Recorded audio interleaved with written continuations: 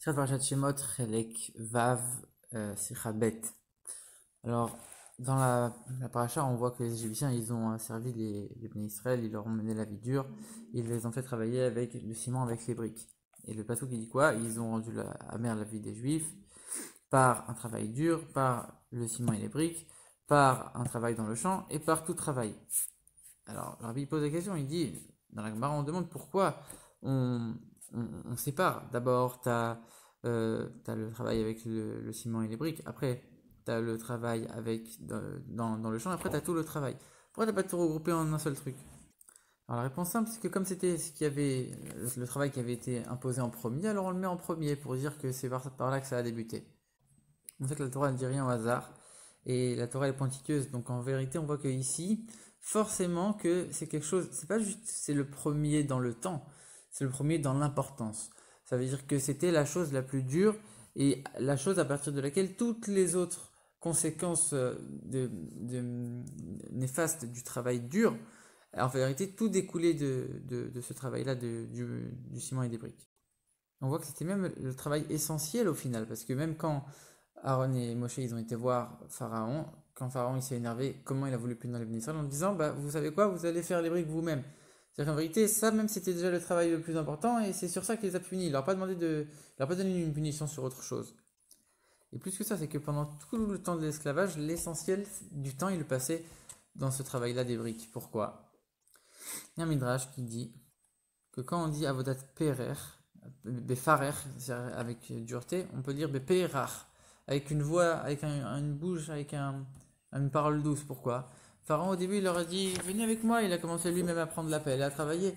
Et les Israéliens sont venus, ils ont commencé à l'aider, venez m'aider, etc. Il a vu en une journée combien ils ont été capables de faire. Il leur a dit maintenant ça y est, à partir d'aujourd'hui, tous les jours vous allez devoir produire telle quantité. Donc en vérité on voit que eux, ils se sont donnés à 100% le premier jour. Ils ne pouvaient pas faire plus. Et au final, on leur a demandé la même quantité pendant tous les autres jours de l'esclavage. Donc on voit que comme c'était toute la journée, ils avaient passé à ça, forcément que tous les autres jours, comme c'était la même quantité qu'on leur demandait, c'était aussi la majorité de la journée qui passait à ça, soit à fabriquer des briques, soit à construire. Et donc l'essentiel de leur travail, c'était bien avec les briques, soit de fabriquer les briques, soit de construire des choses. Pendant les 200 ans d'esclavage, c'était ça l'essentiel. Et pourquoi c'était ça l'essentiel de manière plus profonde? Parce qu'en vérité, on a déjà expliqué souvent que toute la vitalité d'un juif, et toutes les forces d'un juif, elles doivent être utilisées pour la Gdusha, pour les choses de Torah et de mitzvot, pour les choses de divinité, de spiritualité. Et là, qu'est-ce qu'ils ont fait? Ils ont utilisé toute la force des juifs, Vaïmero et Trayem, leur vie, leur force, leur korot.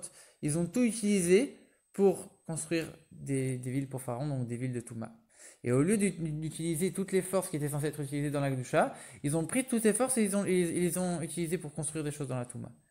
Au lieu de construire une demeure, on dirait Bétartonim, une demeure pour Dieu, ils ont utilisé les mêmes forces qu'ils auraient dû utiliser et à la place, ils ont construit des demeures pour Pharaon, pour la Touma. Donc en vérité, c'est aussi une des raisons pour laquelle on a séparé d'abord les briques et ensuite tout le travail. En vérité, tout le travail, ça représente surtout le fait de construire des maisons. Et tu construis avec quoi? Avec les briques que tu as faites? Ou alors avec les pierres? Quand tu fais une bonne action, tu fais quelque chose de bon, tu fais même quelque chose de chol, mais que tu le fais pour la Gdusha, tu le fais bien, alors tu es en train de construire, tu es en train de rajouter une pierre dans l'édifice que tu construis dans la maison de Dieu. Et quand tu fais l'inverse, tu es aussi en train de construire quelque chose. Tu n'es pas en train de détruire. Quand tu fais quelque chose de mal, tu n'es pas en train de détruire, tu es en train de construire quelque chose dans la Touma. Ça, c'est la comparaison. Maintenant, on voit qu'on fait bien attention à distinguer entre une brique et une pierre. Alors, c'est quoi la différence? Une brique, elle est faite par l'homme, alors que la pierre, elle est naturellement trouvée comme ça, c'est Dieu qui l'a créée comme ça. Donc la pierre, elle représente quelque chose qui est fait directement de Dieu, donc un certain niveau de sainteté. Alors que la brique, elle représente ce qui est fait par l'homme, donc qui peut soit être utilisé pour le bien, soit être utilisé pour le mal. C'est pour ça qu'on dit qu'à Bavel, on ne retrouvait pas de pierre, parce qu'à Bavel, ça représentait les choses négatives, les choses inférieures. On dit que c'était dans une vallée, donc les choses basses. Là-bas, il n'y avait pas de pierre, c'est-à-dire qu'il n'y avait pas de contact direct avec la Gdusha. Par contre, il y avait des briques, c'était des choses qui pouvaient être utilisées dans le mal. A priori, comme ça, on aurait eu envie d'expliquer. Pourquoi les Égyptiens, ils ont mis l'accent sur le fait que ce soit des briques, pas des pierres?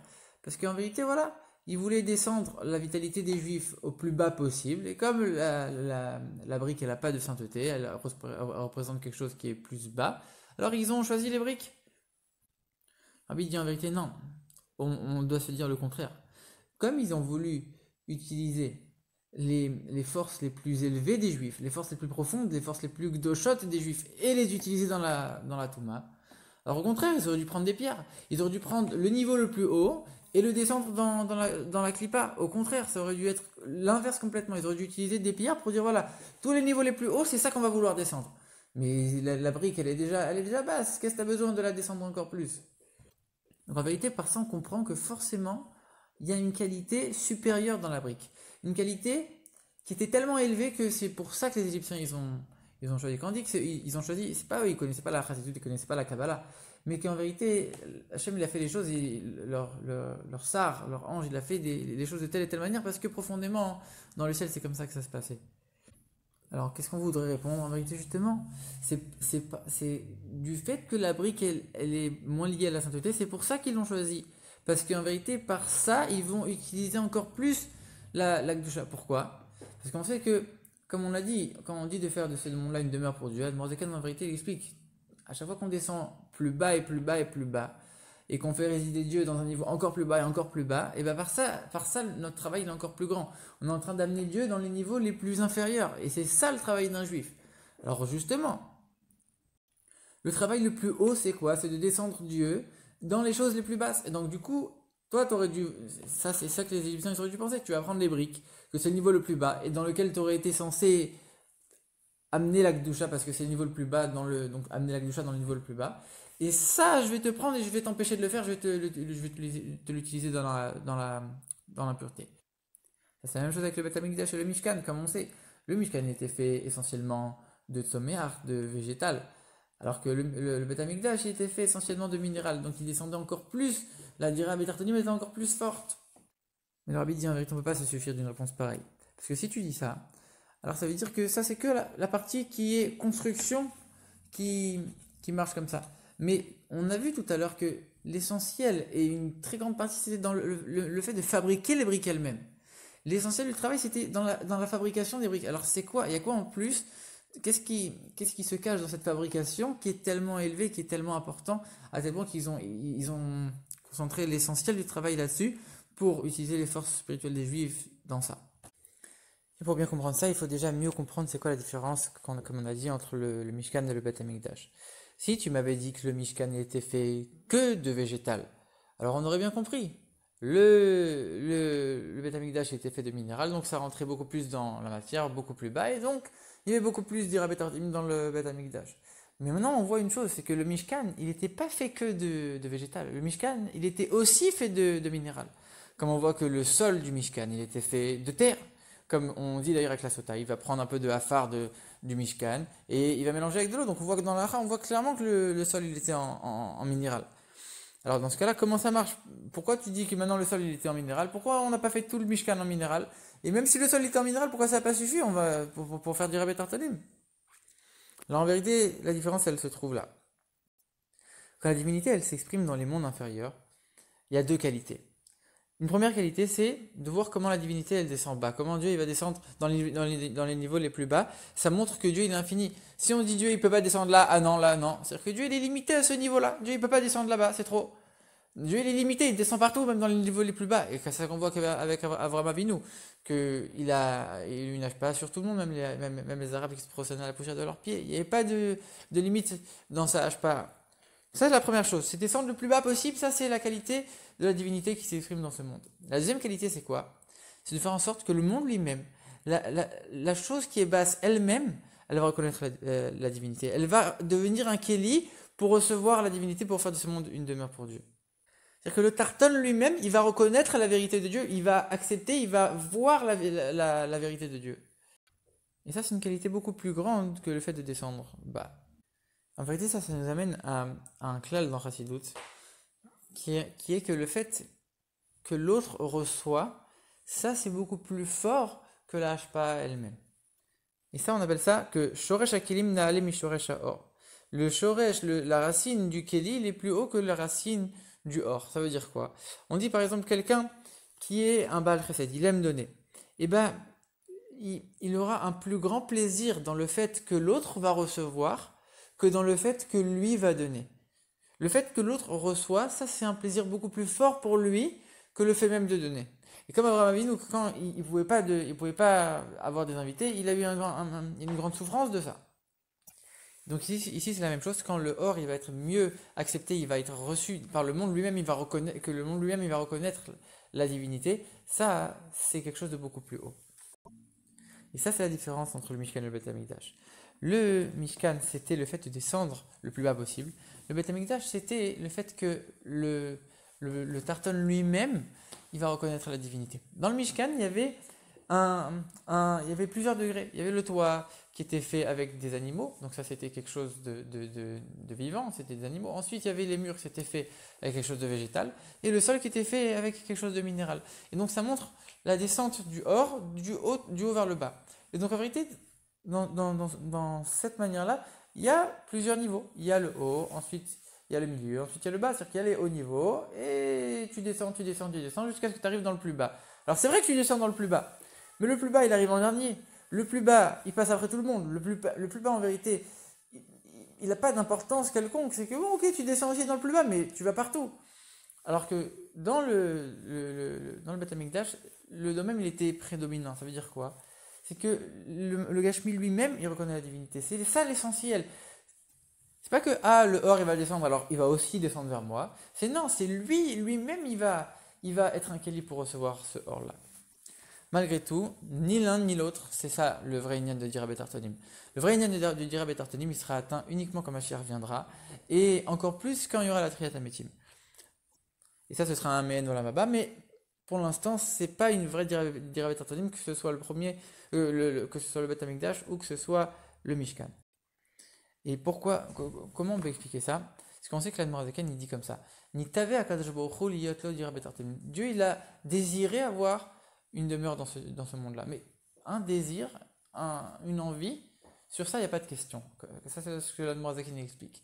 C'est sur quoi il n'y a pas de question. C'est-à-dire que c'est une envie, c'est quelque chose qui est au-delà de l'intellect, au-delà d'une raison. Il n'y a pas de raison à une envie. Donc on ne peut pas dire qu'en vérité, pourquoi Dieu a voulu de faire de ce monde-là une demeure pour Dieu? Pour que la divinité réside en bas, pour que le monde lui-même y reconnaisse Dieu. Là, on est en train de dire qu'en vérité, il y a un intérêt, il y a une qualité. Il y a quelque chose de plus profond derrière. Donc tu es en train de dire quoi? Pourquoi Dieu il a voulu de faire de ce monde-là une demeure pour Dieu? Parce qu'il y avait un intérêt derrière, il y avait une grande qualité exceptionnelle.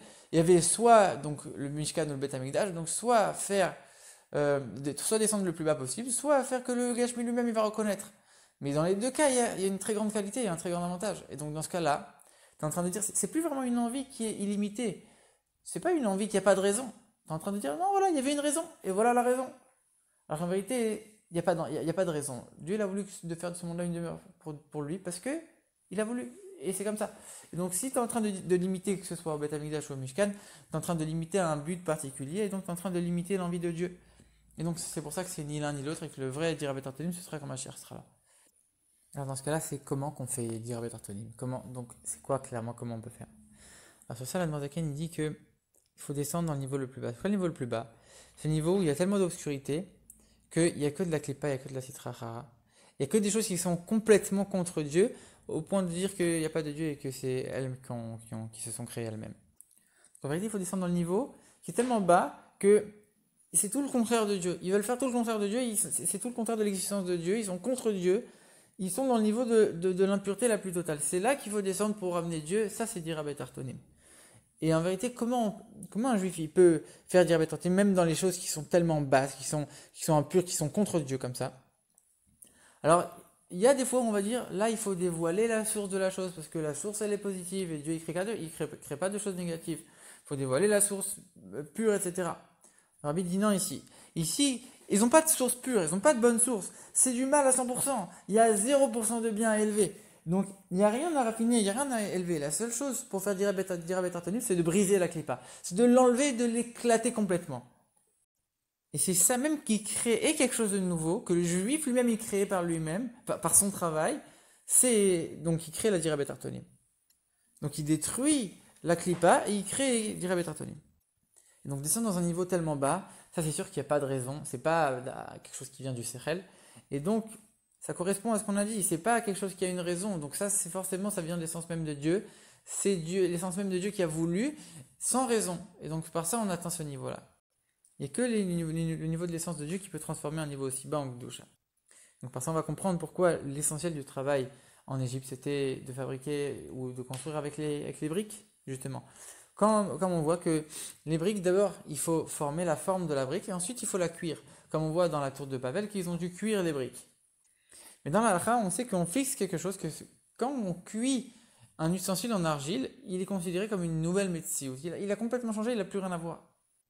Donc en vérité, ce travail des briques, ça représente exactement le travail de Dirabet Artanim. Pourquoi?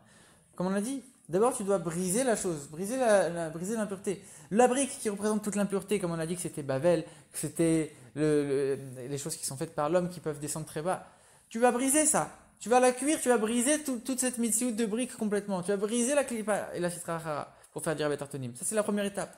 La deuxième étape de ça, ça va être une nouvelle mitziout. Ça va être quelque chose de nouveau, quelque chose qui a jamais eu avant. Dirabet Artanim. Et que par ça, la brique, elle va devenir dure. Dure comme quoi? Dure exactement comme de la pierre. Tu élèves à un niveau comme si c'était de la Gdusha, cette brique-là. Comme on sait que tout, tout ce qui va arriver quand Mashiach viendra, c'est ce que nous on forme pendant pendant le temps d'exil et que l'Égypte c'était le premier exil. En vérité, c'est pour ça que c'était avec le travail des briques. Parce que pendant tout ce travail, on est en train de former ce qui va se passer quand Mashiach viendra. On sait que chaque chose qu'on doit faire dans le monde, ça, on doit commencer à l'appliquer dans la Torah.